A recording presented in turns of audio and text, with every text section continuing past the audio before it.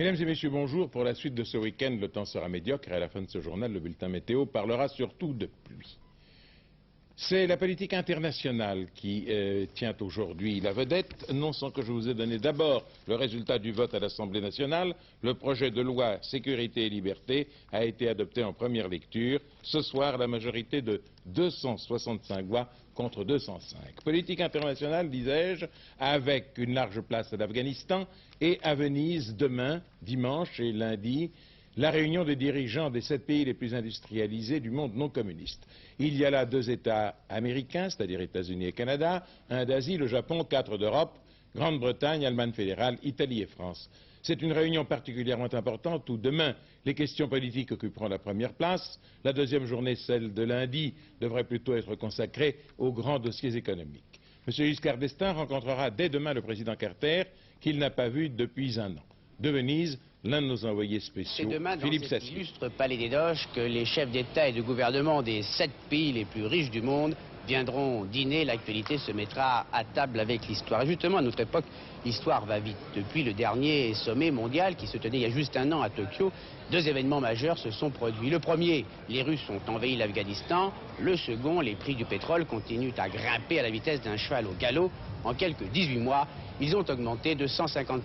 Alors, à Venise, on va parler bien évidemment de politique étrangère et puis aussi d'économie. En économie, 4 grands thèmes vont probablement dominer. Premièrement, les prix du pétrole. Les 7 pays les plus riches du monde vont essayer de voir quels sont les moyens d'être un peu moins dépendants du pétrole. C'est un problème qui avait déjà été posé à Tokyo. Deuxièmement, l'inflation. Depuis quelques mois, la hausse des prix est repartie de l'avant dans la plupart des pays occidentaux et les chefs d'État et de gouvernement vont probablement examiner le moyen de mieux coordonner leur politique. Enfin, troisièmement, la conjoncture. Depuis quelques mois également, et notamment aux États-Unis et en Grande-Bretagne, l'activité économique se ralentit assez sévèrement et les chefs d'État et de gouvernement vont voir quels sont les moyens de soutenir une activité qui est fortement secouée par la crise. Enfin, quatrièmement, il y a la monnaie.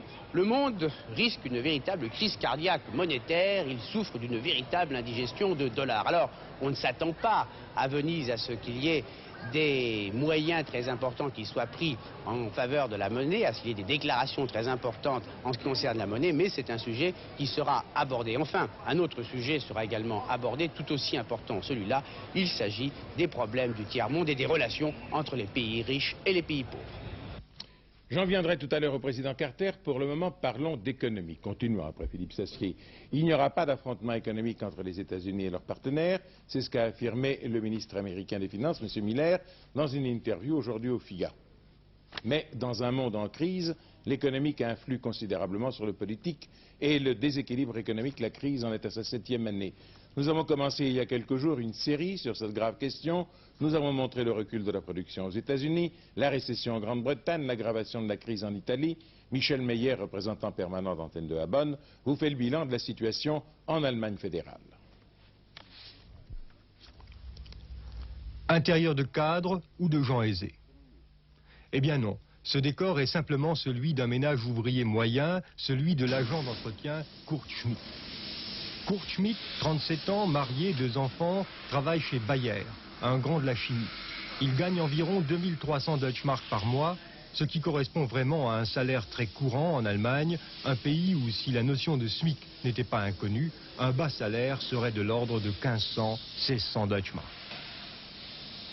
Une fois payé son garage, son téléphone et autres frais, il reste 1600 Deutschmark à Kurt pour vivre et même économiser mensuellement 300 marks. Kurt travaille 8 heures par jour avant de retourner vers 17 heures à son petit appartement de 75 mètres carrés à une dizaine de kilomètres de chez Bayer. Son pouvoir d'achat n'a pas encore été affecté dans la mesure où ses augmentations de salaire ont toujours été supérieures à une inflation moyenne de 3 à 6% durant les 3 dernières années. Il a ainsi pu s'acheter à crédit une voiture de 18 000 Deutschmark. Pour l'heure donc, Kurt Schmidt et sa famille ne ressentent pas directement les effets des chocs et crises qui, depuis 1973, secouent les économies ouest-allemandes et occidentales. Et il prend naturellement moins à cœur que son homologue, le chancelier Schmitt, l'inquiétant déficit des finances publiques, mais aussi le déficit d'une balance des paiements d'un pays qui vend bien ses machines, mais dont les touristes et vacanciers dépensent chaque année plus de 15 milliards de Deutschmark à l'étranger. Comme chaque année, Kurt Schmitt et sa famille iront bientôt dépenser plus de 3000 marks en Autriche. Seule restriction, on fait attention ici à la consommation d'essence entre domicile et lieu de travail.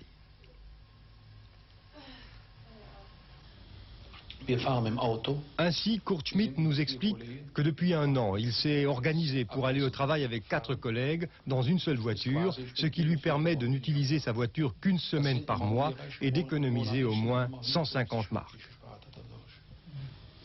Il entend pourtant ne pas renoncer à sa voiture, son seul plaisir et loisir avec le football, car, dit-il, il ne fait pas partie d'un club de quilles comme la plupart de ses collègues.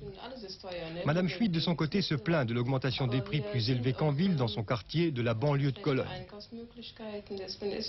Mais c'est là une remarque qui n'affole pas son mari, qui estime que le problème est de ne pas dépenser ce que l'on n'a pas.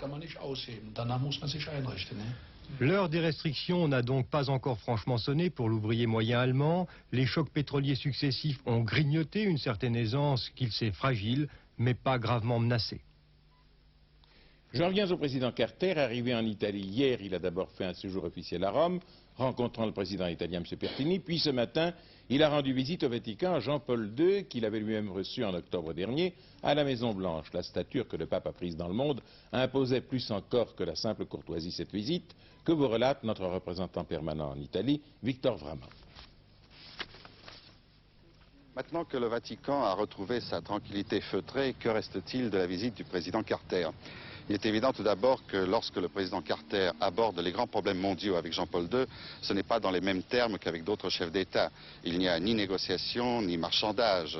On évoque des questions sur lesquelles l'Église peut intervenir, celle des réfugiés, celle des droits de l'homme ou celle des libertés religieuses. Si, par exemple, Jean-Paul II a insisté sur Jérusalem, c'est parce que, selon lui, un statut international de cette ville pourrait garantir les droits de toutes les religions.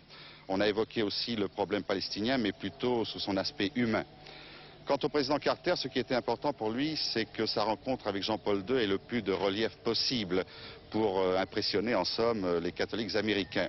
Alors, ce qui restera de cette visite du président Carter, ce sont peut-être ces images du chef d'une grande puissance nucléaire qui rend hommage à une puissance spirituelle, une puissance qui ne peut agir que sur le plan spirituel en faveur de la paix et des droits de l'homme. Venons-en à l'Afghanistan. Alors qu'à Paris, le ministre chinois des Affaires étrangères, M. Wang Yi, s'est entretenu avec M. François Poncet principalement de cette question, l'ambassadeur de l'URSS à Paris, M. Tchernenko, a remis au secrétaire général de l'Élysée, M. Jacques Valls, un message de Moscou jugé suffisamment important pour être transmis aussitôt au président de la République française à Venise. Ce message fait suite aux entretiens à Giscard-Brejnev de Varsovie et concerne le niveau des troupes russes en Afghanistan. 1000 bruits en effet circulent à ce sujet. Selon le Daily Express de Londres, Moscou envisage de renforcer considérablement ses effectifs et il est plus que probable que demain la situation en Afghanistan et cette question d'effectifs sera au centre de l'entretien entre le président Giscard d'Estaing et le président Carter. À Kaboul, presque tous les magasins sont restés fermés aujourd'hui et les étudiants sont descendus dans la rue. Selon l'agence Associated Press, ce pourrait être le début de nouvelles manifestations anti-russes. 2 députés UDF sont rentrés ce matin même d'Afghanistan, M. Alain Madelin d'Ille-et-Vilaine et M. Gilbert Barbier du Jura. Ils s'entretiennent avec Bernard Benjamin, mais pour moi, je voudrais, messieurs, vous poser la question suivante. À une époque où les voyages vers Kaboul sont difficiles et très contrôlés, comment avez-vous eu vos visas et qui, là-bas, vous a piloté? Le plus simplement du monde, en nous adressant à l'ambassade d'Afghanistan à Paris. L'UDF a pensé qu'il était intéressant d'envoyer une mission sur place. C'est à ce titre qu'avec mon collègue Alain Madelin, nous avons pu nous rendre à Kaboul. Nous avons séjourné 3 jours dans la capitale. Nous avons pu circuler très librement et prendre un certain nombre de contacts sur l'ensemble du territoire. Bien, depuis quelques jours, vous le savez, un certain nombre d'informations très contradictoires circulent sur la situation en Afghanistan. Alors d'après vous, le pays est-il calme et tranquille, comme l'affirme par exemple l'envoyé spécial de l'humanité, ou alors est-ce qu'il y a des combats très importants dans les montagnes, comme l'annoncent les chefs rebelles en Afghanistan?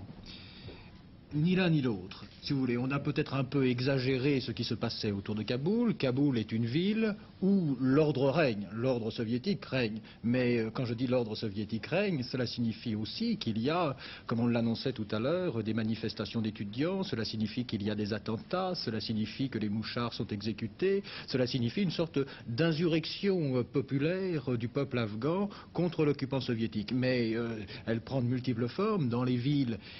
Elle n'entame peut-être pas trop fort l'ordre soviétique. Dans les campagnes et dans les montagnes, là, une guérilla s'installe et cause certainement énormément de tracas aux soviétiques. On ne circule pas en Afghanistan maintenant hors des convois protégés par l'armée soviétique. Nous avons nous-mêmes accompli le chemin Kaboul-Peshawar, c'est-à-dire un peu plus de 250 km en territoire afghan. Eh bien, nous avons pu le faire à un moment donné qu'en compagnie de troupes soviétiques, qui d'ailleurs avaient été attaquées ce jour-là, puisqu'elles ont perdu un char et 2 camions militaires. Ceci illustre bien, je crois, l'état d'insécurité totale des soviétiques aujourd'hui en Afghanistan. 6 mois après l'invasion de l'Afghanistan, eh bien, on peut dire que les soviétiques n'ont certainement pas progressé dans le soutien populaire qui n'a cessé de se restreindre, pas progressé non plus sur le plan militaire. On sent bien l'hostilité de la population à l'égard des soviétiques. Elle est totale. Enfin, manifestement, il y a un pays qui a 95% et pour la liberté, qui a 95% et contre l'occupant soviétique. À ce propos, je voudrais vous poser une question. On parle d'un message extrêmement important, nous venons d'en parler nous-mêmes, de Moscou à M. Giscard d'Estaing. Est-ce que dans ce message, à votre avis, et d'après ce que vous avez pu voir, on peut s'attendre à un retrait d'une partie des troupes soviétiques d'Afghanistan? Car c'est cela finalement la grande question. Écoutez, à notre avis, on peut s'attendre éventuellement à une proposition de retrait de la part des soviétiques. Mais je crois qu'il faut essayer d'aller voir ce qui se cache derrière. Nous avons le sentiment que sur le terrain, les soviétiques, l'offensive soviétique patine, si vous voulez.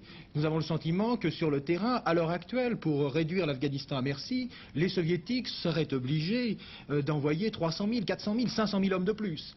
Moralité ayant peut-être échoué dans l'offensive militaire, à la veille des Jeux Olympiques, les soviétiques souhaitent peut-être davantage réussir une offensive diplomatique. Et là, je crois qu'il faut être extrêmement attentif à cette offensive diplomatique. Cela veut dire vraisemblablement, selon nous, que les soviétiques vont faire peut-être un certain nombre de propositions qui pourront paraître alléchantes, mais que derrière cette offensive diplomatique, il y a la volonté d'isoler la résistance qui représente le peuple afghan. Il y a la volonté d'essayer de donner une certaine forme de légitimité à un gouvernement pro-soviétique qui n'en avait manifestement aucune dans le pays. Et je crois qu'il faut être très attentif à ce qu'on pourrait appeler une manœuvre soviétique qui vise à isoler la résistance et à gagner diplomatiquement ce qu'ils ne réussissent pas à gagner jour après jour sur le terrain. Et vous pensez que cette bataille diplomatique peut être gagnée par les soviétiques ?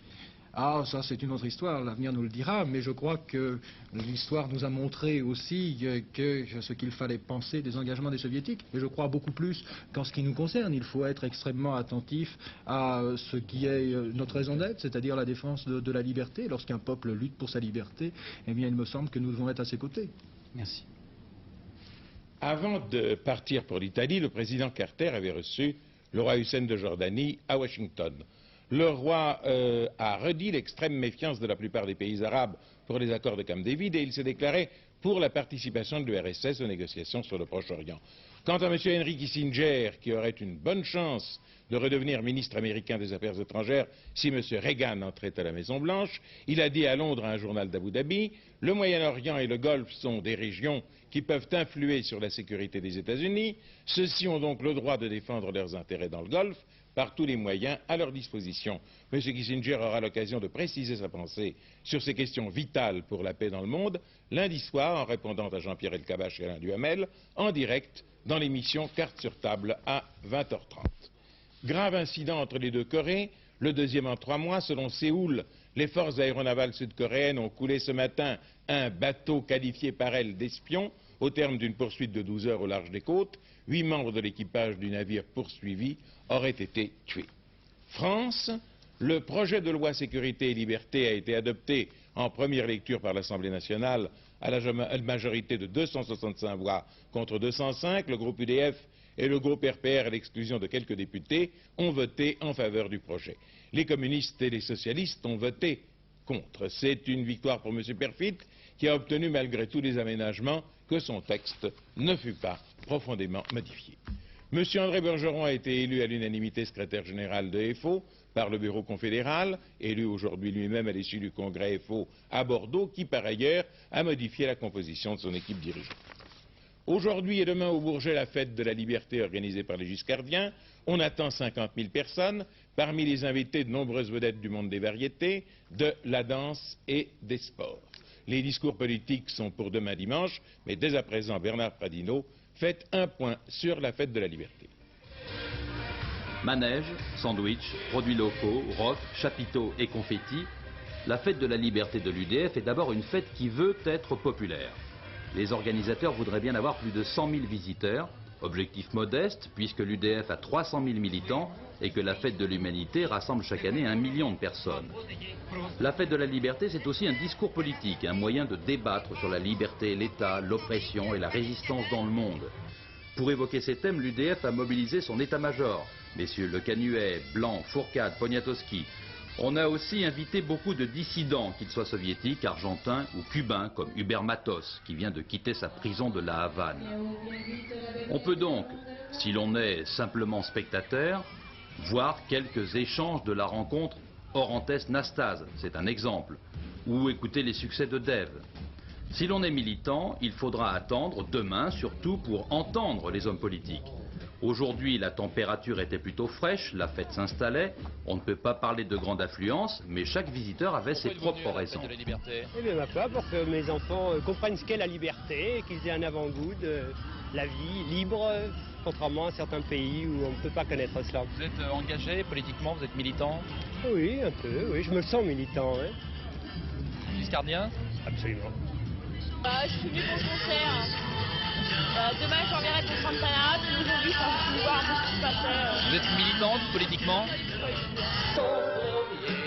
Ce soir, Johnny Hallyday, et demain, la fête continue, si la météo n'est pas trop hostile.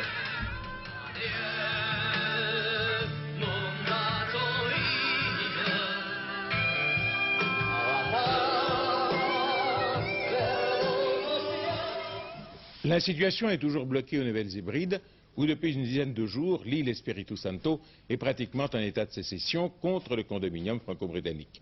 Il y a une semaine, la Grande-Bretagne, l'une des deux puissances de tutelle, avait dépêché quelques 200 marines à Port-Vila. Réplique du gouvernement français, hier, 138 parachutistes sont arrivés à Nouméa, Nouvelle-Calédonie, et un nombre à peu près semblable devrait les suivre dans les jours qui viennent. On souligne officiellement que la présence de ces parachutistes à Nouméa était prévue depuis longtemps, mais sur place, on fait simplement remarquer que le contingent français se trouve maintenant à 1 heure de vol de Port-Vila. À la frontière franco-espagnole, la guerre des camions est finie. Les poids lourds espagnols qui avaient bloqué pendant 4 jours l'accès de leur pays par le col du Pertus se sont dispersés, mais de son côté, l'organisation séparatiste ETA a annoncé à Londres avoir déposé dans plusieurs stations touristiques espagnoles des engins qui commenceraient à exploser dans 48 heures si ces exigences n'étaient pas satisfaites. L'ETA exige la libération de 17 détenus, un référendum rapide sur l'autonomie de la province de Navarre. Et si on leur donne satisfaction, dit leur communiqué, ils révéleront où sont les bombes et comment les désamorcer.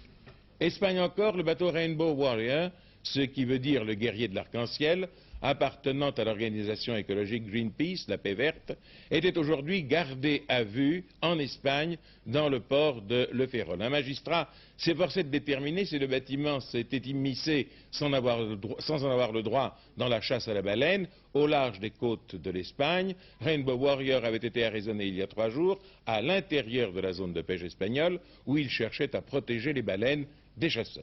Un commentaire d'Alain Douetsky. La technique employée par les écologistes défenseurs des baleines est simple, se placer entre le baleinier espagnol Ipsa 3 et les baleines de façon à gêner le tir. Technique nouvelle adoptée par les délégués de Greenpeace avec succès. Le tireur n'a pas pris le risque de déclencher son harpon. À bord du Rainbow Warrior, le navire affrété par Greenpeace, 19 membres d'équipage, dont 2 de nationalité française. À bord se trouvaient également des équipes de télévision espagnoles, canadiennes, britanniques et islandaises. Les autorités espagnoles réclament la saisie de tous les films. C'est une frégate de guerre espagnole qui a arraisonné le bateau de Greenpeace à 50 000 marins au large de la Galice. Selon un communiqué de la marine espagnole, le navire des écologistes se trouvait à moins de 12 000 de la côte galicienne lorsqu'il s'est interposé entre le baleinier et leur proie. Empêcher la pêche dans les eaux territoriales constitue une infraction, ajoutait le communiqué. 5 officiers de la marine espagnole sont montés à bord. Ils ont précisé aux membres de l'équipage du Rainbow Warrior qu'ils devaient rester coupés de toute communication avec l'extérieur tant qu'un juge chargé de l'affaire ne les aurait pas interrogés. Notons que l'Espagne fait partie depuis juillet dernier de la Commission baleinière internationale. Ces animaux sont protégés dans le monde entier, sauf dans l'Atlantique Nord. Un mot du solaire, comme vous avez pu le voir aujourd'hui dans Samedi et demi, 72% des Français donnent la priorité au développement de l'énergie solaire dans les 30 ou 40 années à venir, contre 8% pour le nucléaire, et ce d'après un sondage réalisé par la Sofres pour Antenne 2 auprès de 2000 personnes. Non seulement donc il y a une importante majorité de Français en faveur de l'énergie solaire pendant les 20 ou 30 années qui viennent, mais 68% estiment que le programme des pouvoirs publics dans ce domaine n'est pas assez important. C'est un sondage dont il faudra évidemment tenir compte. Dans notre série Les 100 chefs-d'œuvre, voici le Puy de Moïse, une sculpture que l'on peut voir à Dijon dans la Chartreuse de Champmol. L'œuvre date de 1405 et l'auteur en est Klaus Sutter, un sculpteur néerlandais. Sortant des formes de la situation idéalisée, Sluter inventa un grand art réaliste qui fit école, à commencer par l'école bourguignonne. Un commentaire sur le Puy de Moïse par Étienne Martin, sculpteur.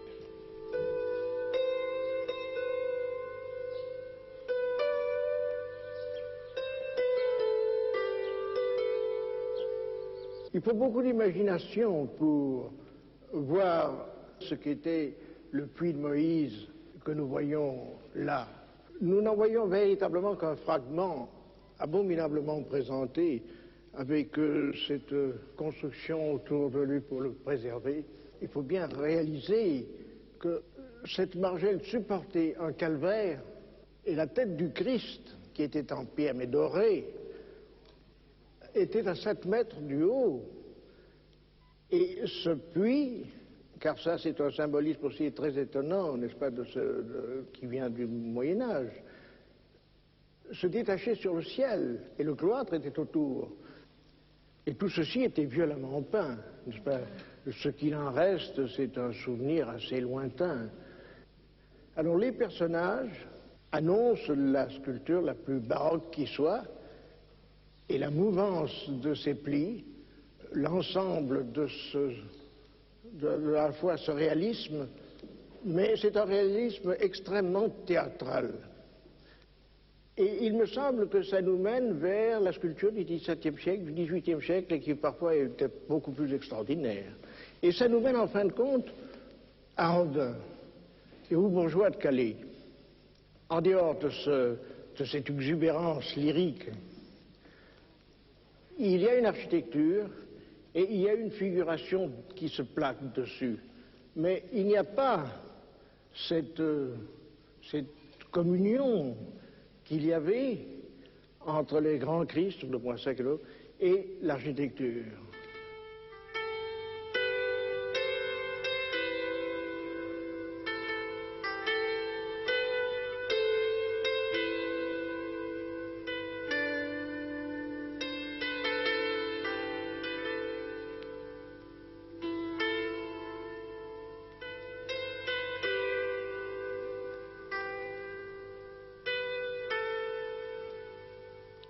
Un mot de nos programmes futurs. Lundi en 8, c'est-à-dire le 30 juin, Question de temps, le magazine de la rédaction d'Antenne 2 sera consacré aux Français et à leur drogue légale, l'alcool. Ce sera une nouvelle façon d'aborder les problèmes de ce genre avec un débat public mené par Louis Berriot autour du professeur Jean Bernard. Si vous voulez être de ceux qui pourraient participer à ce débat, écrivez à Question de temps, 15 rue Cognac-Jay, Paris 7e. Demain, course à Auteuil avec la plus longue épreuve de l'année, le Grand Steeplechase. Nous croyons faire plaisir aux téléspectateurs turfistes en transmettant la course en direct, précédée du tiercé, un léger différé, le prix Ferdinand Dufort, que vous décortique maintenant Pierrette Bresse. Nous assisterons en effet demain à Auteuil à un spectacle de qualité. L'on peut dire que les meilleurs chevaux dans toutes les catégories seront présents, non seulement à l'affiche du Grand Steeplechase de Paris, mais aussi dans la grande course de haie d'Auteuil, la grande course de haie des 4 ans et surtout le tiercé avec le prix Ferdinand Dufort, championnat des chevaux de 4 ans sur le steeple. Les 16 concurrents de ce tiercé devront parcourir 4400 mètres en sautant les plus gros obstacles d'Auteuil. Aussi, il est sage de sélectionner les chevaux les plus doués dans cette spécialité, comme par exemple Huiton, qui s'entraîne à Maison Lafitte. De travailler beaucoup les chevaux, comment faites-vous pour les dresser sur les Eh obstacles? bien, beaucoup non, mais très souvent.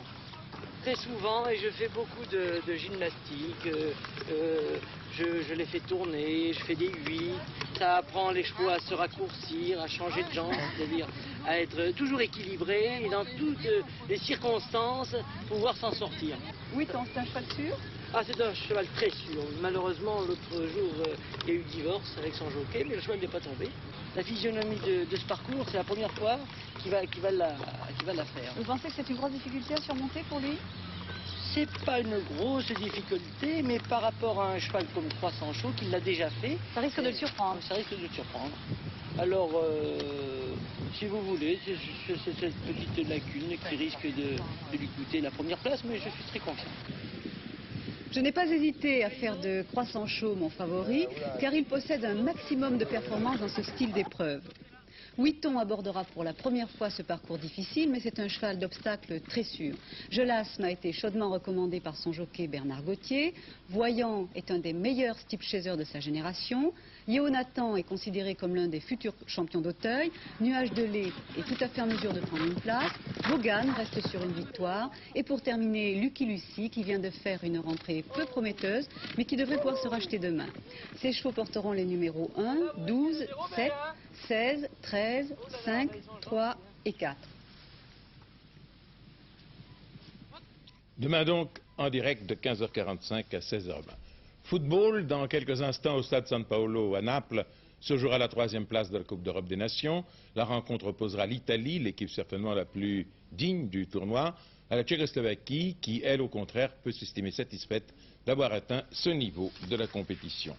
Météo, demain, antenne de midi, nous essayerons non pas de vous dire le temps prévu pour le restant de la journée, mais celui qu'il fera en réalité en divers lieux de France à ce moment-là. Comme cela, vous pourrez savoir où aller chercher le soleil et où il sera remplacé par la pluie, car celle-ci n'a pas désarmé. Jugez-en, temps médiocre sur l'ensemble du pays, avec des pluies faibles le matin sur la moitié est, éclaircies l'après-midi sur ces régions qui n'atteindront pas, je parle des éclaircies, qui n'atteindront pas encore le sud-est le soir.